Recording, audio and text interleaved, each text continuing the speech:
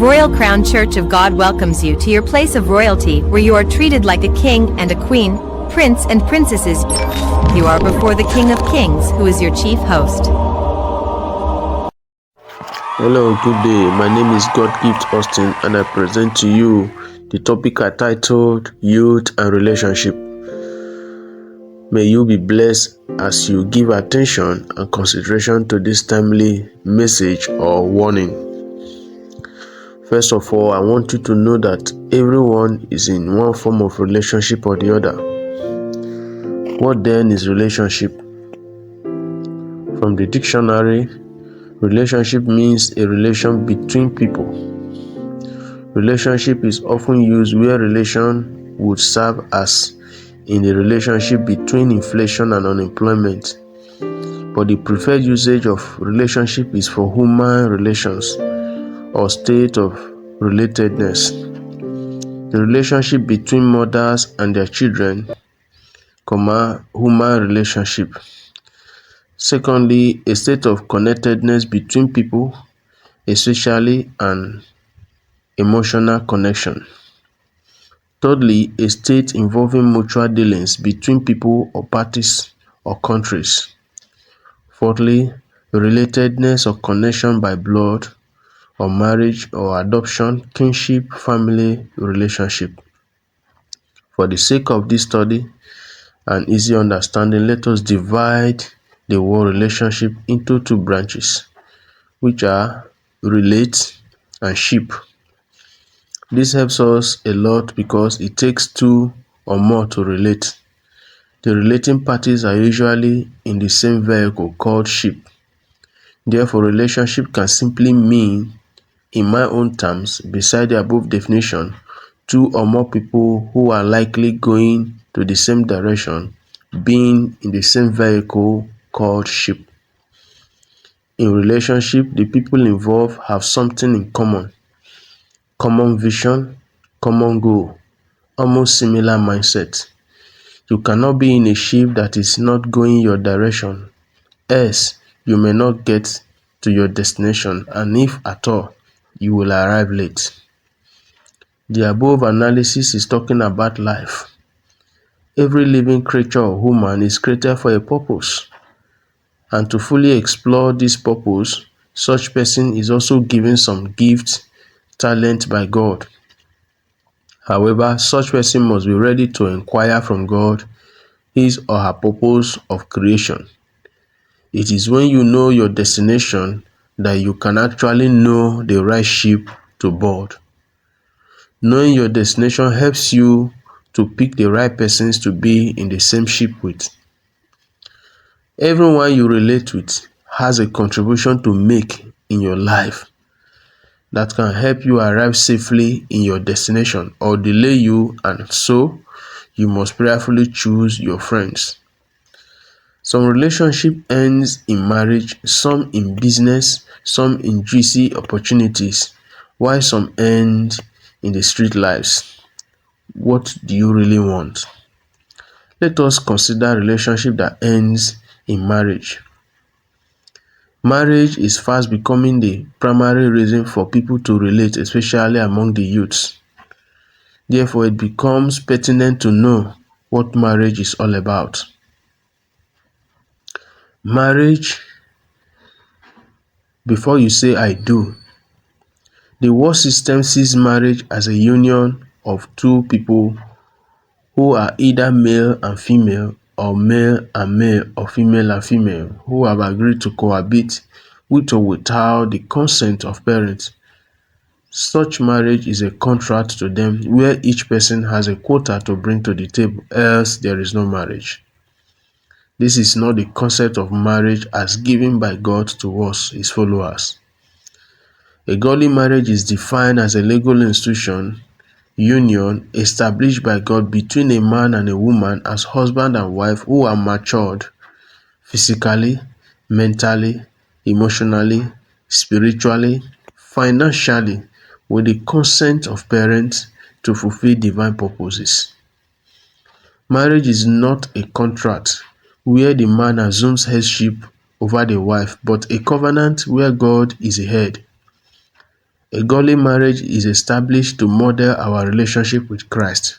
So marriage is not primarily because of us, but God. Marriage began from heaven, Ephesians 5:22 to 33, and marriage is 100% spiritual. Let's look at 12 things that marriage is not. Number one, marriage is not for sissies. It is hard work.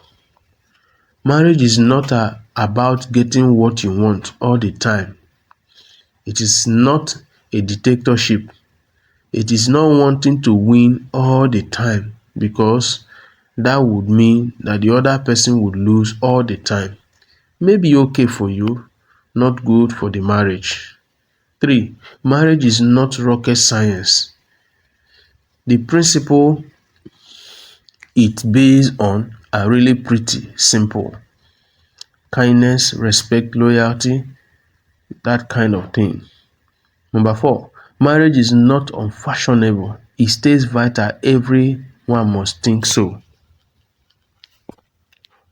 Number 5, marriage is not in and of itself stimulating. Since you are with the same person over a long time, the two of you can get in a rut. You have to keep things fresh. Number 6, marriage is not about collecting things.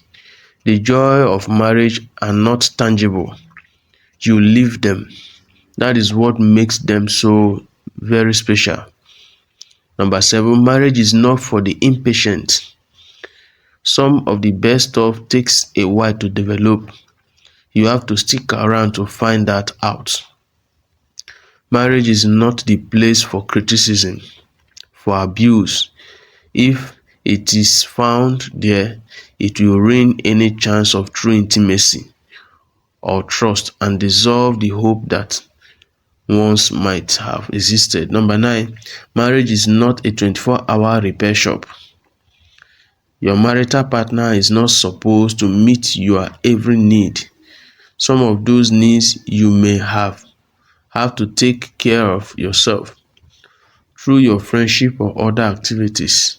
Number 10, marriage is not self-sustaining. It does not thrive on its own. If all you focus on is the kids, you are making a mistake. Number 11, marriage is not boring. Two lives woven together can be quite exciting. There is just something about watching someone very different from you living their life in an extremely different way. Up close and personal, you learn from that.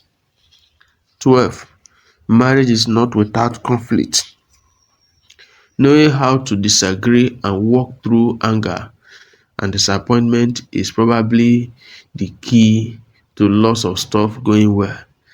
Getting to that cooperating mentioned in number 2. Now let's look at 12 things that marriage is.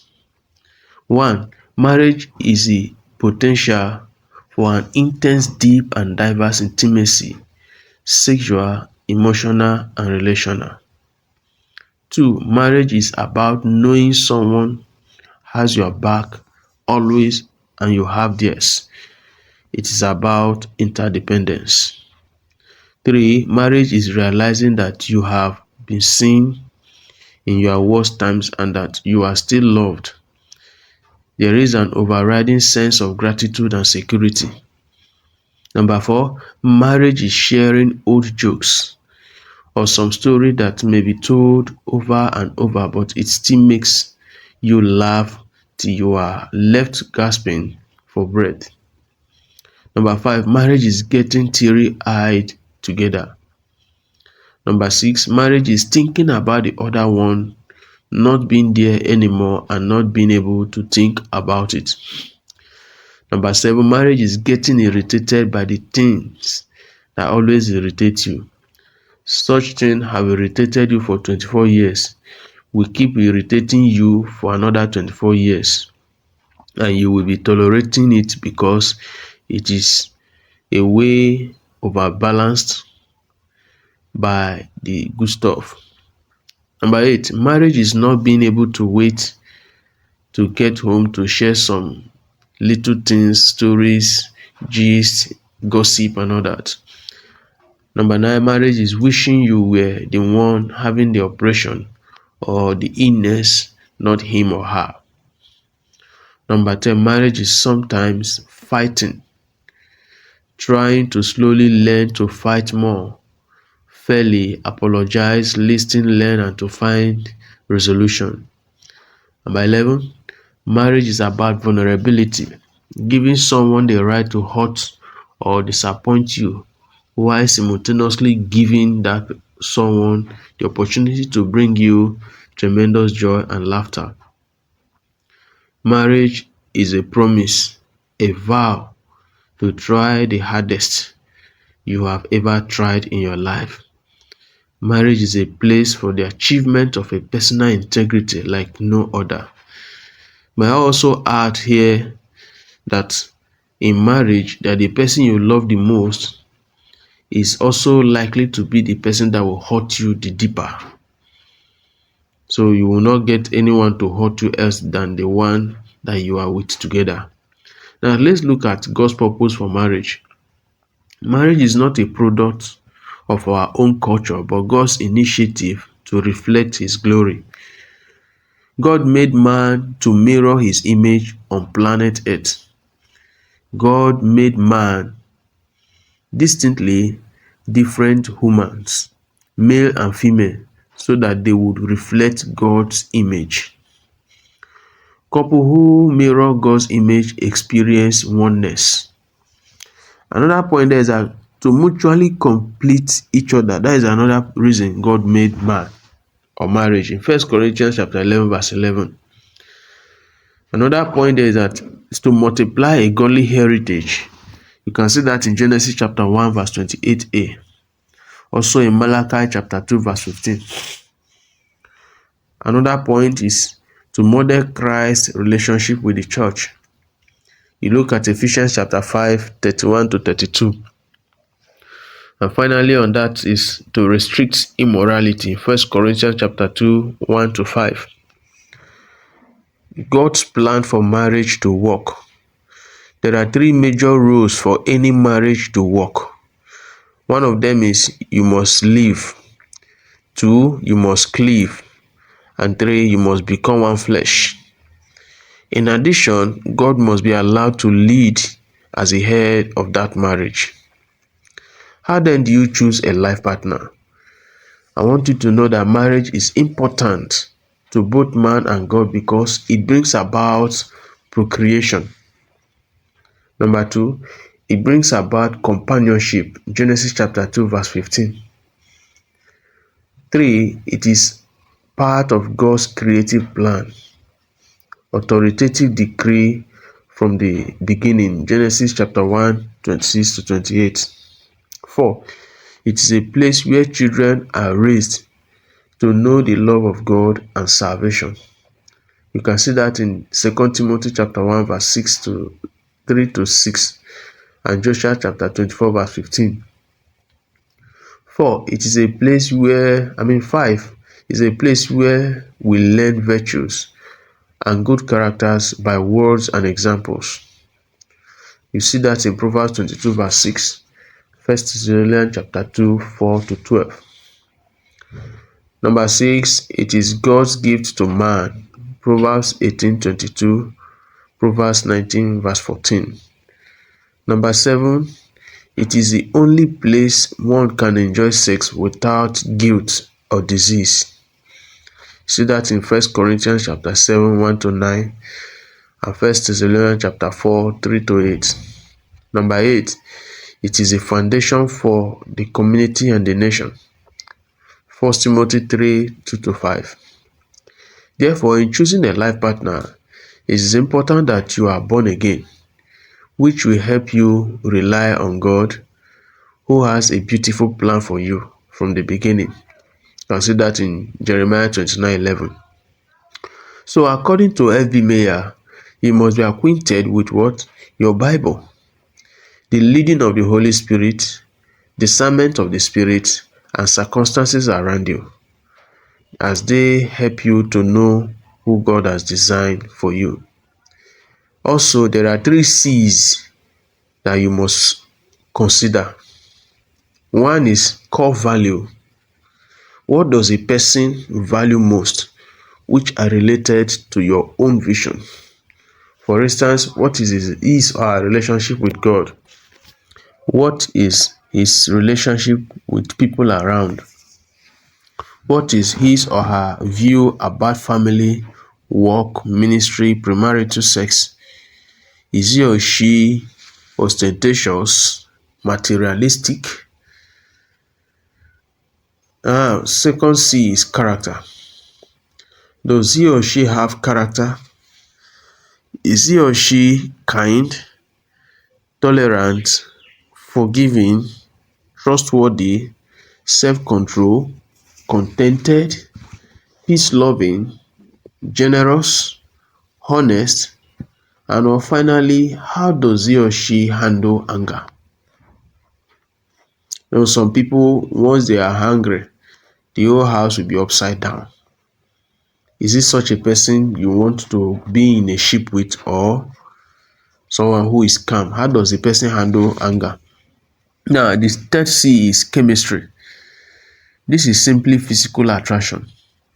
In this area, I cannot guarantee you 100% assurance, because the moment you begin to spend time with the opposite sex, you will suddenly begin to get attracted to the person, no matter how deformed he or she may be.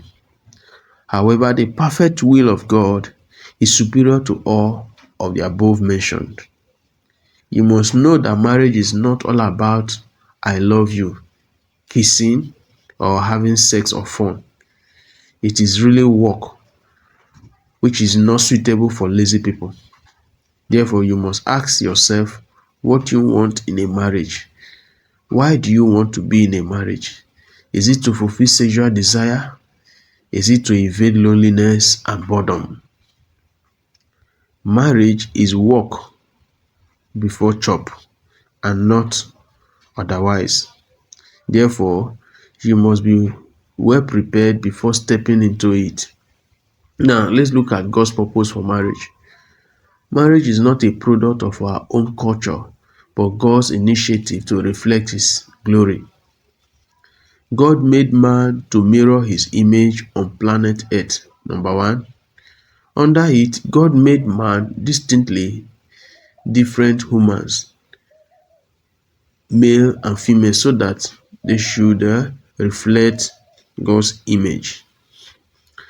Couple who make God's image experience oneness. Secondly, to mutually complete each other in 1 Corinthians chapter 11 verse 11. Thirdly, to multiply a godly heritage. You see that in Genesis 1 verse 28a and Malachi chapter 2 verse 15. Fourthly, to model Christ's relationship with the church. Ephesians chapter 5 verse 31 to 32. Fifthly, to restrict immorality. 1 Corinthians chapter 2 1 to 5. When is then the best time to marry? 1. When God says you should marry. 2. When God has finished working on your life for marriage. 3. When God has given you a suitable spouse. And 4. When God has given you a garden. Preparation for marriage. Wedding is just a day's event, but marriage is a lifetime based on love and loyalty, not a contract but a covenant. 2. Marriage calls for the bonding of two hearts. This is what only God can do, so depend on Him. In Psalm 127 verse 1. 3. Growing in godly character is part of the preparation. 4. Choosing the right partner is part of the preparation. 5. Remaining pure is also part of the preparation. Let's look at 1 Timothy chapter 5 verse 22b and 1 Corinthians chapter 3 verse 16 to 17, chapter 6 verse 15 to 25. Number 6. Have a regular paying job or source of income. It is good. Preparing for wedding. While preparing for wedding is not a time to be involved in a seclusion or a secret meeting or to test anything, but you have to go for premarital counseling. One. Two, know the different forms of wedding and the laws guiding them. Three, plan a wedding both of you can afford. Don't put your hand high above yourself. Don't expect that somebody will come and pay your bill for you. Just do what you can afford. Four, do not wear yourself out planning for wedding alone. Also remember to plan for marriage. Number five, file a notice at least 3 weeks to the registry if you are using the customary court. How to file or to evaluate your relationship. How to evaluate your relationship. One, evaluate your relational and spiritual compatibility. You look at 2 Corinthians chapter 6 verse 14 to 15 and 1 John chapter 2 verse 15 to 16. Two, be careful about idealistic thinking. Nobody is perfect. Three, beware of loneliness or trying to use marriage as an escape route. If you see Hebrews chapter 13, 5 to 6. Four, beware of sexual compromise. Also see Hebrews chapter 13 verse 4. Number five, beware of spiritual immaturity. When you still depend on doctrines and prophets before you take any step. See that in Hebrews chapter 12, 12 to 14. Six, don't allow fear or failure of other marriages to cripple you.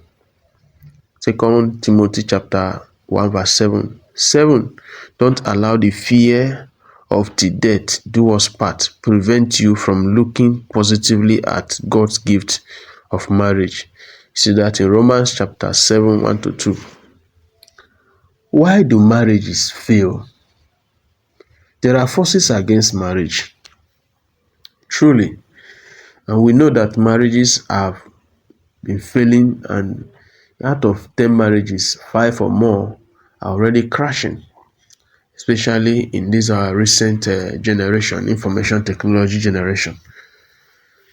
One of such reasons is difficult adjustment in marriage can destroy oneness.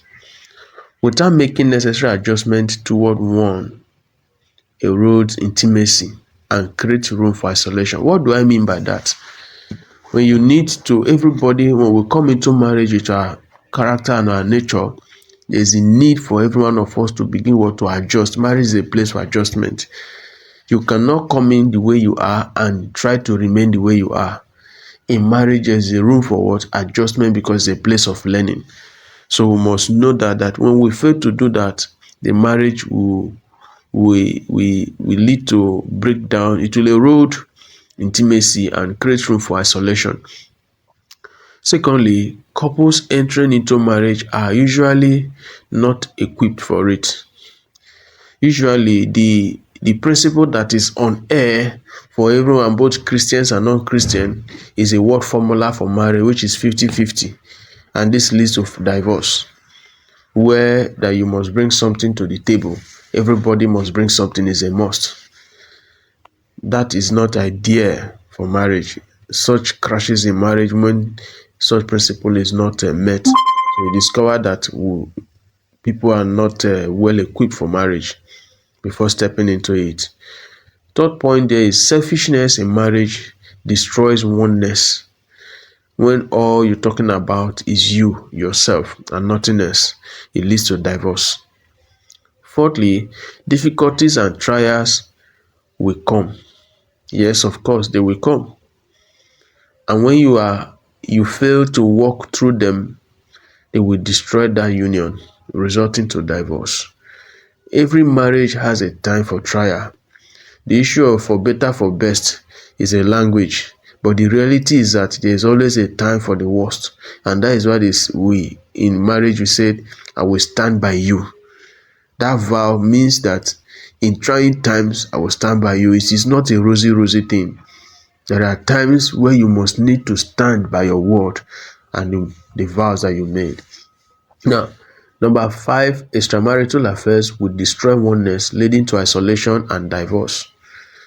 Number 6, lack of trust destroys oneness, and that leads also to what? Divorce. When couples don't trust each other, how much they want to live in a marriage? There must be what? Trust between the people involved in the marriage. And no matter we are all, none of us is perfect. We are likely to fall, but the truth is that it doesn't stop us from what? Trusting each other. I may fail today, tomorrow don't show me that I am not worthy to be who I am. All right. And in conclusion, before you enter into any ship with anyone, evaluate what you want with what God is calling you to do, if they are in line with vision of your prospects. And that is all for marriage for now. And I know that you get equipped by this. Once you have this in your hand, you are good to go. God bless you. However, if you are in need of counseling in any of the following areas like marriage, relationship, choosing a career path, choosing a life partner, please feel free to contact me on 006 891 4947. You can also use that number to reach me on WhatsApp or Telegram. Once again, God bless you and thank you.